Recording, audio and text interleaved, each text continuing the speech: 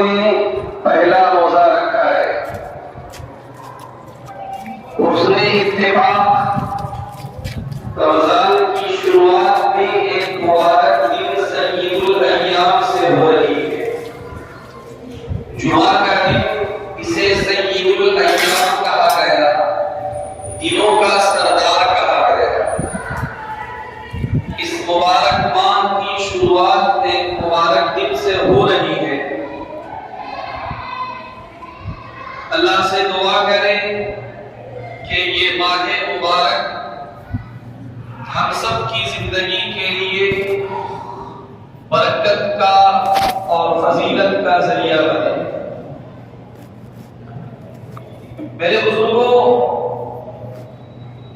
تمام مہینوں میں سب سے افضل مہینہ رمضان کا مہینہ ہے۔ اسلام کے جو احکامات ہیں، ان احکامات کے درمیان میں جن احکامات کو اسلام کے ارکان کہا گیا ہے، اس میں سے ایک اہم رکن روزہ ہے۔ روزہ جیسی عظیم الشان عبادت کی ادائیگی کے لیے جس مہینے کا انتخاب کیا گیا ہے وہ رمضان ہے۔ روزہ انتہائی عظیم الشان عبادت ہے۔ اس کی فرضیت کی آیت قرآن پاک میں کچھ اس طرح سے ہے: یا ایھا الذین آمنوا کتب علیکم الصیام کما کتب علی الذین من قبلکم لعلکم تتقون۔ اے ایمان والو، تمہارے اوپر روزے کو فرض کیا گیا جیسا کہ تم سے پہلی جو امتیں گزری ہے ان پر فرض کیا گیا تھا تاکہ تم متقی ہو جاؤ۔ روزہ ایسی عظیم الشان عبادت ہے کہ ایک حدیث قدسی میں یہ بیان ہے کہ اللہ فرماتے ہیں الصوم لی وانا اجزی بہ، روزہ میرے لیے ہے اور اس کا بدلہ میں خود دیتا ہوں۔ بعض روایتوں میں ہے کہ الصوم لی وانا اجزا بہ، روزہ میرے لیے ہے اور میں خود اس کا بدلہ بن جاتا ہوں۔ بہرحال روزہ ایک انتہائی عظیم الشان عبادت کا نام ہے، اور ہمارے یہاں جو روزہ ہے وہ ایک فارمیلٹی نہیں، وہ ایک دھارمک سنسکار نہیں، بلکہ ہمارے یہاں روزہ جو ہے بہت سارے عظیم مقاصد کو سامنے رکھتے ہوئے فرض کیا گیا ہے، اور اسے خلاصے کے طور پر کہہ دیا گیا: یا ایھا الذین آمنوا کتب علیکم الصیام کما کتب علی الذین من قبلکم لعلکم تتقون، کہ دیکھو یہ جو روزہ فرض کیا جا رہا ہے اس کا بنیادی مقصد یہ ہے کہ تمہارے اندر تقوی پیدا ہو جائے، تمہارے اندر اللہ کا ڈر پیدا ہو جائے، تمہارے اندر اللہ کا خوف پیدا ہو جائے، تمہارے اندر اللہ کا لحاظ پیدا ہو جائے، اور اسی ڈر اور خوف اور لحاظ کے ساتھ تم زندگی گزارنے والے بن جاؤ۔ ہمارے یہاں روزہ ڈائٹنگ کا نام نہیں، یہ ایسا نہیں ہے کہ صاحب یہ ایک ڈائٹنگ پلان ہے اور وہ کر لیا جائے تاکہ ہماری ہیلتھ صحیح رہے، ہماری باڈی میں جو چیزیں جتنی مقدار میں رہنی چاہیے رہیں، اور ہیلتھ کے نقطۂ نظر سے ہمیں فائدہ ہو، یہ اس کا مقصود اصلی نہیں۔ ہاں، ضمنی طور پر اگر یہ فائدہ ہمیں حاصل ہوتا ہے کوئی مسئلہ نہیں ہے، لیکن مقصود اصلی یہ ہے کہ اس کے ذریعے سے ہمارے اندر تقوی پیدا ہو۔ میرے بزرگوں، اللہ نے چاہا تو روزے کے عنوان سے مستقل آپ کے درمیان میں گزارشات پیش کی جائیں گی۔ گزشتہ جمعہ کو میں نے یہ عنوان اٹھایا تھا کہ رمضان المبارک کا قرآن پاک سے بڑا گہرا تعلق ہے۔ رمضان کا مبارک مہینہ جب آئے تو اس مبارک مہینے میں ایک مومن سے اور ایک مسلمان سے جو مطالبات ہیں ان میں سے ایک اہم مطالبہ یہ ہے کہ قرآن سے ہمارا تعلق اور گہرا ہو جائے۔ اگر قرآن سے ہمارا تعلق اور گہرا نہیں ہوتا ہے اور ہم یوں ہی رمضان کو گزار لیتے ہیں تو اس کا مطلب یہ ہوا کہ رمضان کا جو ایک بنیادی مقصد تھا اس مقصد کو ہم نے حاصل نہیں کیا۔ رمضان وہ مبارک مہینہ ہے جس میں اللہ سبحانہ و تعالی نے قرآن پاک کو نازل فرمایا۔ قرآن پاک کی بے شمار آیتیں اس بات پر دلالت کرتی ہیں شہر رمضان الذی انزل فیہ القرآن انا انزلناہ فی لیلۃ القدر وما ادراک ما لیلۃ القدر لیلۃ القدر خیر من الف شہر۔ نزول قرآن کی جب بات آئے تو یہ بات ہمارے ذہن میں رہنا چاہیے کہ یہ جو قرآن نامی کتاب ہمارے سامنے ہے ریٹن شکل میں، یہ دراصل اللہ کا کلام ہے، یہ اللہ کی بات ہے، یہ اللہ کا کنورسیشن ہے جو اللہ کی ذات سے نکلا ہے۔ علماء نے ایک بات یہ کہی کہ قرآن سے پہلے جو کتابیں نازل کی گئی وہ کتاب تھی، اللہ نے لکھی ہوئی شکل میں ریٹن انداز میں نبیوں کو عطا کر دیا۔ آپ دیکھیں حضرت موسیٰ علیہ السلام کا واقعہ، ان کو کوہ طور میں بلایا گیا اور انہیں الواح تختیوں کی شکل میں کتاب دے دی گئی۔ یہی حال دیگر کتابوں کا ہے۔ قرآن پاک سے پہلے جو بھی آسمانی کتابیں آئیں وہ کتاب تھی۔ قرآن پاک کتاب بھی ہے اور وہ کلام بھی ہے۔ کلام کا مطلب ہی ہوتا ہے بات چیت۔ اس کے نزول کی تاریخ یہ ہے کہ قرآن پاک کو اللہ نے ابتدائی مرحلے میں لوح محفوظ میں رکھا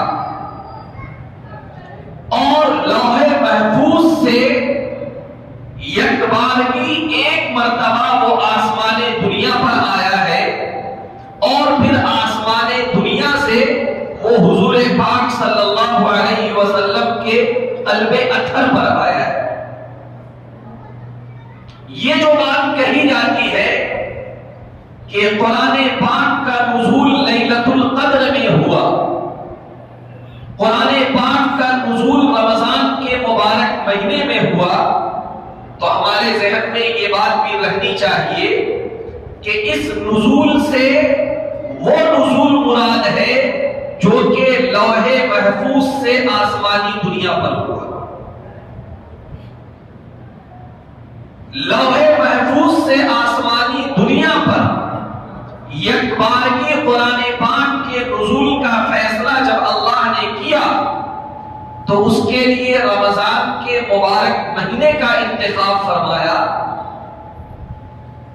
شب قدر جیسی عظیم الشان رات کا انتخاب فرمایا، بلکہ بعض علماء کا خیال یہ ہے کہ یہ 27ویں رمضان کی رات تھی جس میں یہ عظیم الشان عمل وجود میں آیا۔ بہرحال اس کے بعد آسمان دنیا سے حضور پاک صلی اللہ علیہ وسلم کے قلب اطہر پر 23 سال کے عرصے میں وقتاً فوقتاً نازل ہوتا رہا۔ یہ ہے قرآن پاک کے نزول کی تاریخ۔ تو میں یہ عرض کر رہا تھا کہ قرآن پاک کا رمضان المبارک سے ایک بڑا گہرا تعلق ہے۔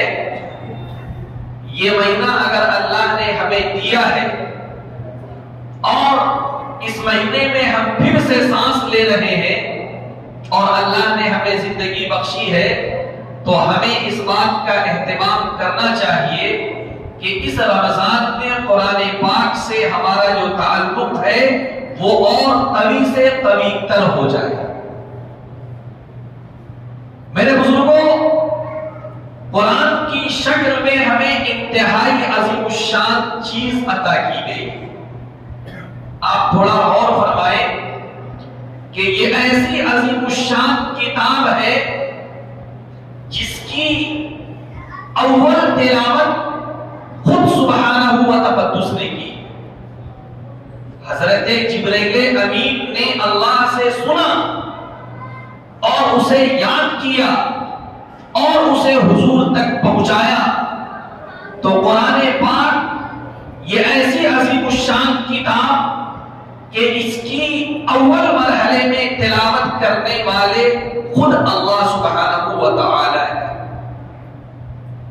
اللہ سبحانہ و تعالی نے اس کی تلاوت فرمائی، اور اللہ سبحانہ و تعالی جب کوئی قرآن پاک کی تلاوت کرتا ہے تو اللہ سبحانہ و تعالی اس تلاوت کو سماعت فرماتے ہیں۔ ایک حدیث پاک میں یہ فرمایا گیا، حضرت فضالہ بن عبید اس کے راوی ہیں۔ پرانے زمانے میں اور آج کے زمانے میں بھی جو ماحول ہے آپ جانتے ہیں، گانے والیاں ہوا کرتی ہیں اور لوگ جو ہے ان کے گانوں سے لطف اندوز ہوتے ہیں۔ اس مثال کو سامنے رکھتے ہوئے یہ کہا گیا کہ اگر کسی کے پاس گانے والی ہے اور وہ اس سے گانا گواتا ہے اور سنتا ہے تو بڑی توجہ کے ساتھ سنتا ہے اگر اس کی آواز اچھی ہو۔ جب کوئی بندہ تلاوت کرتا ہے تو اس گانے والی کا مالک جتنی توجہ سے سنتا ہے اپنے گانے والی کو، اس سے زیادہ توجہ کے ساتھ اللہ سبحانہ و تعالی ایک تلاوت قرآن کرنے والے بندے کی تلاوت کو سماعت فرماتا ہے۔ ایک موقع پر حضرت ابی بن کعب رضی اللہ عنہ، اللہ کے رسول صلی اللہ علیہ وسلم نے ان کو بلوایا اور کہا کہ ابی، مجھے یہ حکم ہوا ہے کہ تم تلاوت کرو اور ہم سنیں۔ تو حضرت ابی بن کعب رضی اللہ عنہ کے اندر جستجو پیدا ہوئی اور انہوں نے کہا کہ اللہ کے رسول تھوڑی سی وضاحت فرمائے، کس نے حکم کیا ہے؟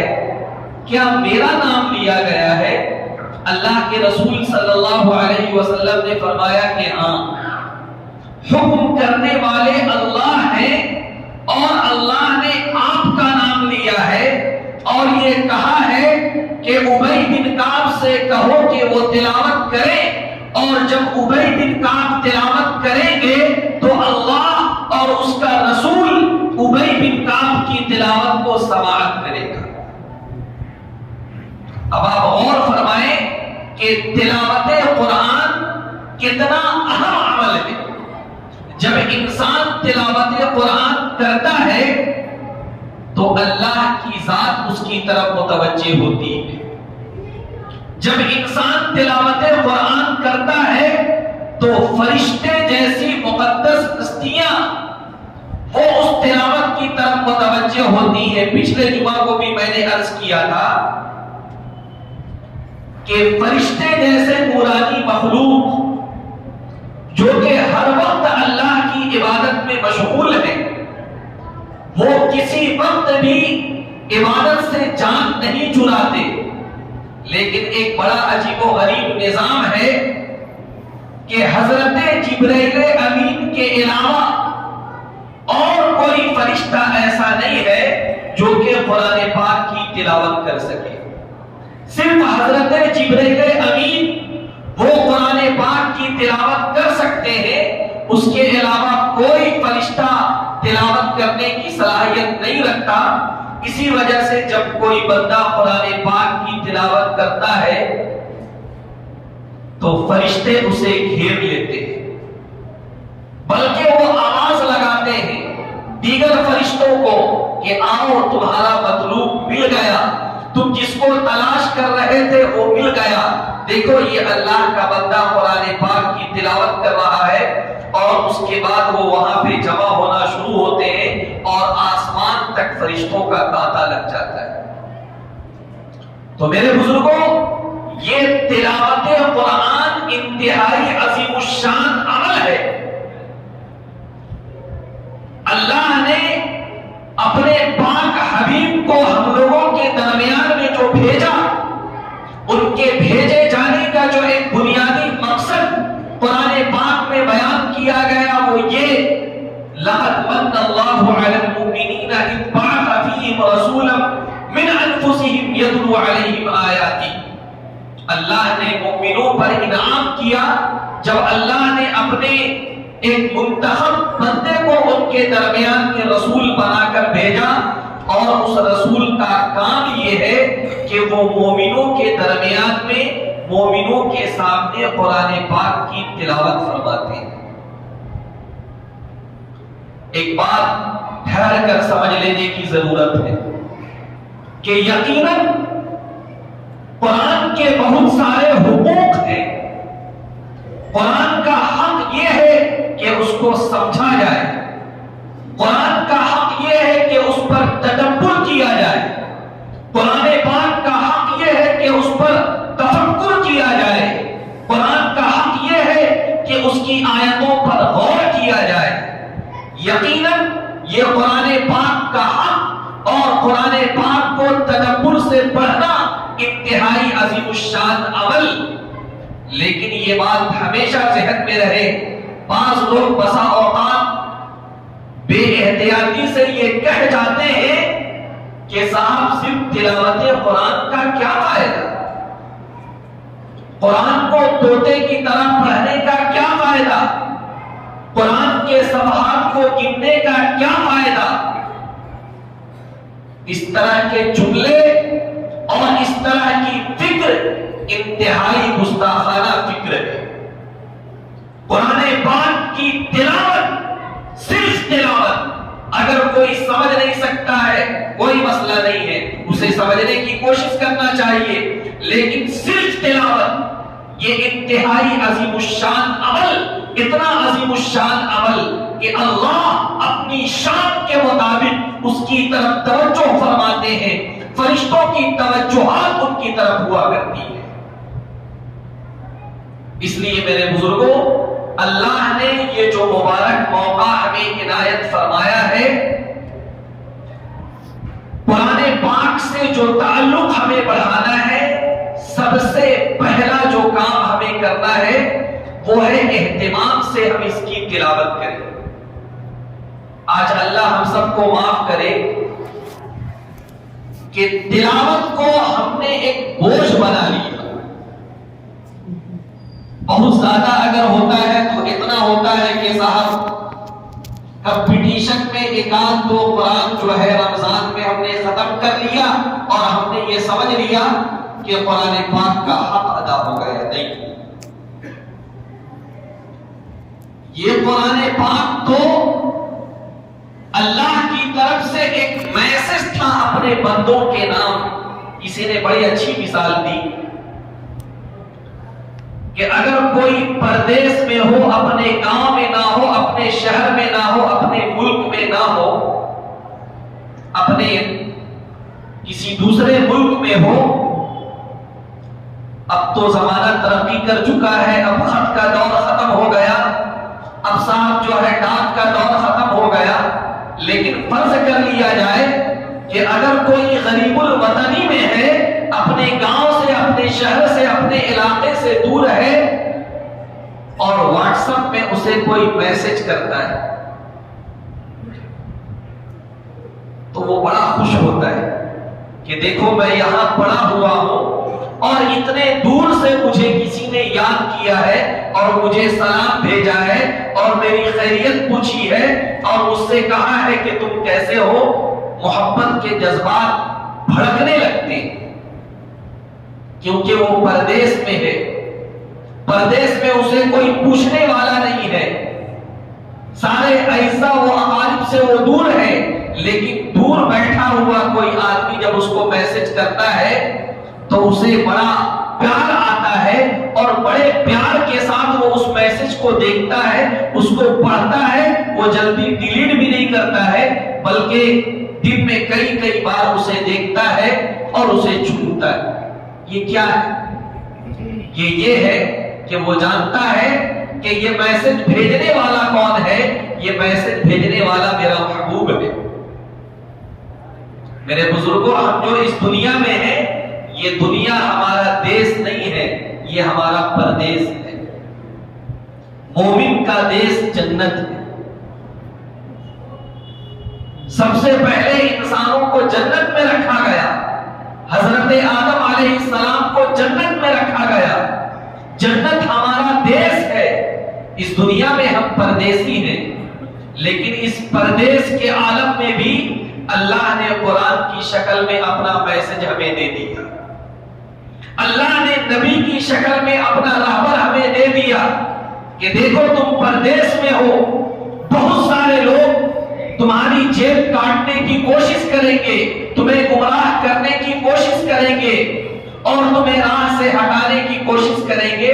لیکن اگر میرا رہبر اور میرا میسج اگر تمہارے سامنے ہوگا تو تم ہمیشہ اپنی منزل مقصود کو سامنے رکھو گے. نبی ہمارے رہبر اور قرآن اللہ کی طرف سے میسج ہے. اس لیے میرے بزرگوں، قرآن پاک سے اپنا تعلق ہم مضبوط کریں. علماء اور حفاظ یہاں پر تشریف رکھتے ہیں. حضرت امام عاصم رحمت اللہ علیہ وہ قرآن کے بہت بڑے امام ہیں. وہ مسجد نبوی میں جب تشریف لے جاتے تھے لوگ ان کے اگل بغل جب بیٹھتے تھے تو ان کے منہ سے خوشبو آتی تھی. کسی نے کہا کہ عاصم کیا بات ہے، کوئی خوشبودار چیز تم نے کھائی ہے، کوئی الائچی یا اس طرح کی کوئی چیز تم نے استعمال کیا، تمہارے منہ سے ہر وقت خوشبو آتی ہے؟ کہا کہ نہیں، ہم نے اس طرح کی کوئی چیز استعمال نہیں کیا. اگر میرے منہ سے خوشبو آ رہی ہے تو اس کی وجہ تم سنو. ایک مرتبہ میں سو رہا تھا، مجھے خواب میں اللہ کے رسول صلی اللہ علیہ وسلم کی زیارت ہوئی.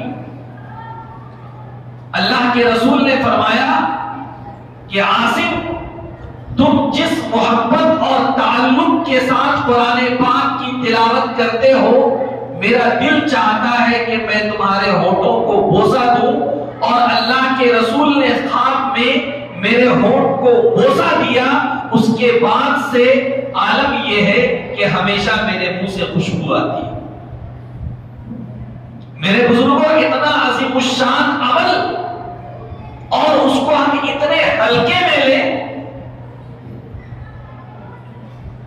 ایک زمانہ تھا کہ رمضان کا مبارک مہینہ جب آتا تھا تو مسجدوں کا منظر اور گھروں کا منظر یہ بتاتا تھا کہ ہاں قرآن کا مہینہ آ گیا. لیکن اللہ ہم سب کو معاف کرے، ہماری کوتاہیوں کو معاف کرے. اب رمضان آ رہا ہے. جو اہل نظر ہیں، جو اہل بصیرت ہیں، ان کا کہنا یہ ہے کہ ایسا لگتا ہے کہ احساس ختم ہو گیا، وہ جذبات ختم ہو گئے. ہمارا رویہ جو غیر رمضان میں تھا وہی رمضان میں بھی ہے. ہم اپنے رویے کو چینج کریں، ہم اپنے انداز کو بدلیں. اللہ کے رسول صلی اللہ علیہ وسلم نے جو نمونے کی زندگی ہمارے سامنے رکھی ہے اور صحابہ کرام نے جو نمونے کی زندگی ہمارے سامنے رکھی ہے وہ اس لیے کہ ہم اس کو فالو کرنے والے بنے، ہم اس کی اقتدا کرنے والے بنے۔ صحابہ کرام کا معمول آپ دیکھیں، قرآن پاک سے ان کو عشق تھا، قرآن پاک سے ان کو محبت تھی۔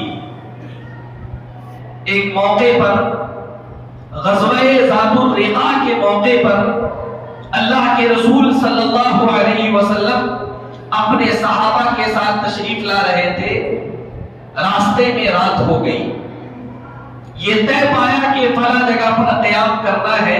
اللہ کے رسول نے فرمایا کہ 2 لوگ نگرانی کریں گے اور باقی تمام لوگ آرام کریں گے۔ طے ہوا، 2 لوگ نگرانی میں لگ گئے۔ پھر جو لوگ نگرانی میں تھے ان کے درمیان میں یہ بات طے ہوئی کہ رات کے ایک حصے میں ایک آدمی آرام کرے اور دوسرا نگرانی کرے، پھر دوسرا آرام کرے، پہلا نگرانی کرے۔ اس طرح سے بات طے پائی اور اس کے بعد ایک صحابی آرام کرنے لگے اور دوسرے صحابی وہ نگرانی کرنے لگے۔ انہوں نے سوچا کہ خالی بیٹھنے سے کیا فائدہ ہے، چلو نماز کی نیت باندھ لو، قرآن پاک کی تلاوت شروع کرو۔ انہوں نے نماز کی نیت باندھی اور قرآن پاک کی تلاوت شروع کر دی۔ دشمنوں کا علاقہ تھا، کتابوں میں یہ بات آتی ہے کہ ایک تیر آیا اور وہ ان کے پنڈلی میں پیوست ہو گیا۔ انہوں نے اپنی نماز باقی رکھی اور انہوں نے اپنی تلاوت باقی رکھی۔ پھر ایک دوسرا تیر آیا اور وہ بھی ان کی پنڈلی میں پیوست ہو گیا، خون بہ رہا تھا۔ اس کے بعد بھی انہوں نے اپنی نماز باقی رکھی اور اپنی تلاوت باقی رکھی۔ تیسرا تیر آیا اور وہ بھی آپ کی پنڈلی میں پیوست ہو گیا۔ خیال ہوا کہ کہیں ایسا نہ ہو کہ میری جان چلی جائے اور اللہ کے رسول نے ہمیں جو ذمہ داری دی تھی اس ذمہ داری میں کسی طرح کی کوتاہی ہو جائے۔ انہوں نے نماز توڑی، اپنے ساتھی کو جگایا اور کہا کہ دیکھو کوئی دشمن ہم پر حملہ کر رہا ہے، دیکھا جائے کہ وہ کون ہے۔ جب وہ دوسرے صحابی بیدار ہوئے تو انہوں نے دیکھا کہ ان کی پنڈلی میں 3 تیر لگے ہوئے ہیں۔ انہوں نے کہا اللہ کے بندے، جب پہلا تیر لگا تھا اسی وقت تمہیں ہمیں جگانا چاہیے تھا، تم نے 1 تیر برداشت کر لیا، 2 تیر برداشت کر لیا، 3 تیر برداشت کیا، اس کے بعد تم ہمیں جگا رہے ہو۔ ان کا جواب سنیے۔ ان کا کہنا تھا کہ عزیز من، میں نے نماز میں سورہ کہف کی تلاوت شروع کر دی تھی اور مجھے اس سورت کی تلاوت میں اتنا مزہ آ رہا تھا کہ 2-3 نہیں، اگر 100 تیر بھی لگ جاتے میں اپنی نماز کو نہ توڑتا، میں تلاوت کو نہ توڑتا، لیکن مجھے خیال آیا کہ اللہ کے رسول نے ہمیں نگرانی کی ذمہ داری دی تھی، اس میں کوتاہی ہو جائے گی اگر نماز نہ توڑی جائے، اگر تلاوت قرآن نہ بند کیا جائے۔ میں نے صرف اس غرض سے نماز توڑ دی، میں نے صرف اس غرض سے قرآن پاک کی تلاوت کو چھوڑ دیا، ورنہ میرا دل چاہ رہا تھا کہ میں نے جس سورت کو شروع کیا ہے اس سورت کو میں مکمل کر کے چھوڑ دوں۔ قرآن پاک سے صحابہ کے عشق کا عالم یہ ہے کہ قرآن پاک کی تلاوت جاری ہے، تیر کھا رہے ہیں، مزہ آ رہا ہے۔ آج اللہ ہم سب کی حفاظت فرمائے۔ کل ہم لوگوں نے پہلی تراویح پڑھی، اگر امام صاحب اور حافظ صاحب نے 1 رکعت کو تھوڑا سا زیادہ لمبا کر دیا تو پھر ان کی خیر نہیں۔ اگر امام صاحب نے کسی دن جو ہے 10 منٹ زیادہ لے لیا تو پھر ان کی خیر نہیں ہے۔ امام صاحب افطار وغیرہ ٹھیک ٹھاک سے کر رہے ہیں کہ نہیں، وہ انرجی آج ہم لوگوں نے محسوس نہیں کی، وہ اسپیڈ ہم لوگوں نے آج محسوس نہیں کیا۔ ایک بڑا عجیب مسئلہ آج کا یہ بھی ہے کہ بس قرآن پاک کو کسی طرح سے پڑھ سن لینا ہم چاہتے ہیں، نہیں. یہ تراویح ایک نماز ہے. ہم کبھی کبھی سمجھتے ہیں کہ تراویح کوئی ایک الگ چیز ہے اور وہاں پر قرآن پاک جو پڑھنا ہے بس یا لمن تعلمون، نہیں. آپ دیکھیے کیا کہا جا رہا ہے، یا ایھا المزمل قم اللیل الا قلیلا نصفہ او انقص منہ قلیلا او زد علیہ ورتل القرآن ترتیلا. اے چادر میں لپٹے ہوئے نبی، کھڑے ہو جا، اللہ کی عبادت کر، رات کا نصف حصہ عبادت میں گزار، اس سے زیادہ حصہ عبادت میں گزار، اس سے کم حصہ عبادت میں گزار، اور اس میں تمہیں کیا کرنا ہے؟ قرآن پاک کی تلاوت ترتیل کے ساتھ کرنا ہے. ٹھہر ٹھہر کر قرآن پاک پڑھنا ہے، اطمینان کے ساتھ قرآن پاک پڑھنا ہے. جی، جو تراویح پڑھانے والے ہیں ان کے اوپر پریشر خدا کے لیے نہ بنائے، بلکہ آپ ان سے کہیں کہ حافظ صاحب آپ اطمینان سے پڑھیے، قرآن پاک کو قرآن پاک کے طریقے سے پڑھیے، ہم آپ کا ساتھ دینے کے لیے تیار ہیں. 2 گھنٹے لگے کوئی مسئلہ نہیں، 2.5 گھنٹے لگے کوئی مسئلہ نہیں، 3 گھنٹے لگے کوئی مسئلہ نہیں. جو وقت ہمارا قرآن پاک میں لگ جائے، جو وقت ہماری تراویح میں لگ جائے، وہ تو بہت مبارک وقت ہے. اللہ کے رسول صلی اللہ علیہ وسلم نے فرمایا، من قام رمضان ایمانا واحتسابا غفر له ما تقدم من ذنبه. اگر کوئی اللہ پر ایمان رکھتے ہوئے اور ثواب کی نیت کے ساتھ رمضان کے مبارک مہینے میں قیام کرتا ہے، قیام سے مراد تراویح کی نماز ادا کرتا ہے، تہجد کی نماز ادا کرتا ہے، یہ اتنا مبارک عمل ہے کہ اس کی وجہ سے اس کے پچھلے تمام صغائر معاف کر دیے جاتے ہیں. تو قرآن پاک سے ہم اس طرح کا تعلق اور عشق پیدا کریں. صحابہ کا معمول آپ دیکھیے، دن میں موقع مل رہا ہے قرآن پاک کی تلاوت کر رہے ہیں، رات میں موقع مل رہا ہے قرآن پاک کی تلاوت کر رہے ہیں. ایک موقع پر مسجد نبوی میں دن کے وقت میں کچھ صحابہ بیٹھے ہوئے تھے. ایک صحابی تلاوت کر رہے تھے اور باقی لوگ تلاوت سماعت فرما رہے تھے. اللہ کے رسول صلی اللہ علیہ وسلم اس مجلس کے سامنے تشریف لائے اور اس کے بعد انہوں نے کہا کہ تم لوگ کیا عمل کر رہے تھے؟ صحابہ نے جواب دیا کہ ہم میں سے ایک شخص قرآن پاک کی تلاوت کر رہا تھا اور باقی لوگ قرآن پاک کو سماعت کر رہے تھے.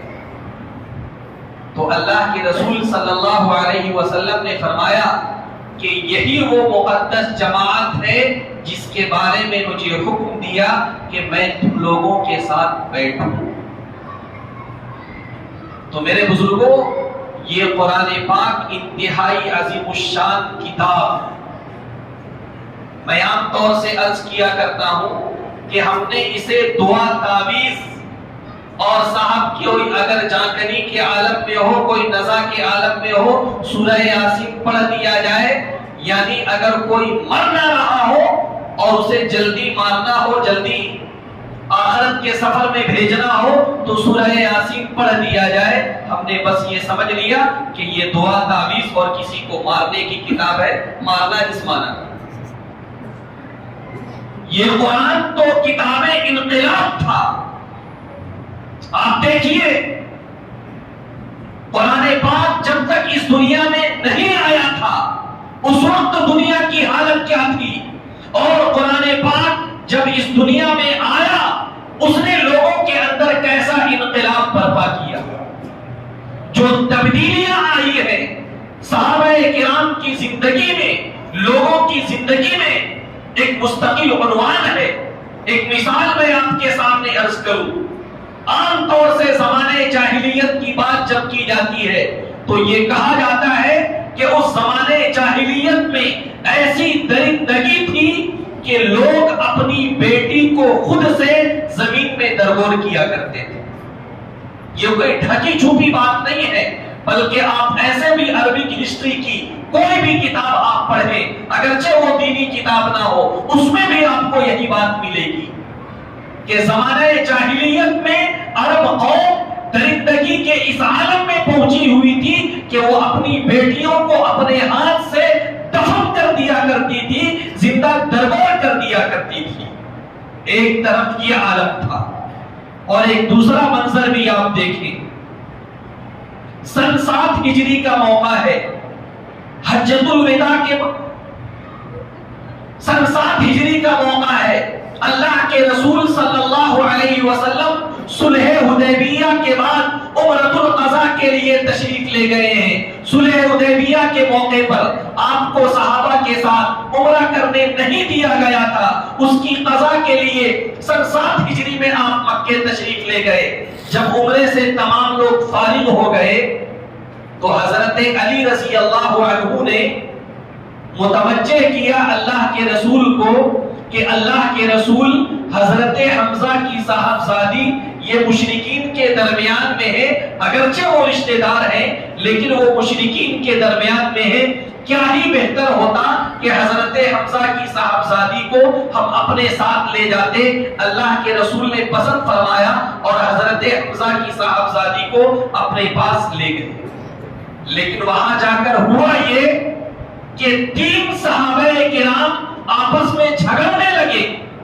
حضرت علی رضی اللہ عنہ کا کہنا یہ تھا کہ میں نے جو ہے مشرکین کے درمیان سے اس کو لانے کی درخواست کی، اس کی کفالت میں کروں گا، یہ میرے پاس رہے گی۔ حضرت جعفر ان کا کہنا یہ تھا کہ اس کی خالہ وہ میری زوجیت میں ہے، لہٰذا یہ بچی میرے پاس رہے گی۔ حضرت زید بن حارثہ ان کا کہنا یہ تھا کہ میں بھی اس کی کفالت کے لیے تیار ہوں۔ اللہ کے رسول نے فیصلہ کیا کہ چونکہ خالہ ماں کے حکم میں ہوتی ہے، اس لیے اس بچی کی کفالت حضرت جعفر کرے گی۔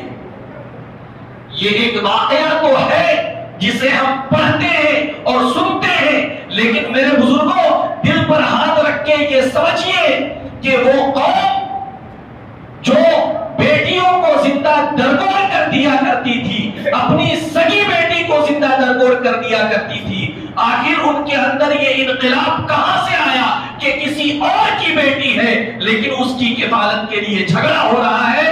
یہ انقلاب قرآن کے ذریعے سے آیا، یہ انقلاب حضور پاک کے ذریعے سے آیا۔ خود نہ تھے جو راہ پر اوروں کے ہادی بن گئے، خود نہ تھے جو راہ پر اوروں کے ہادی بن گئے، کیا نظر تھی جس نے مردوں کو مسیحا کر دیا۔ یہ رمضان کا مبارک مہینہ ہمیں دیا گیا، قرآن جیسی عظیم الشان کتاب ہمیں دی گئی، ہمیں فیصلہ کرنا ہے کہ انشاءاللہ سب سے پہلے ہمیں اپنی ذات میں انقلاب لانا ہے۔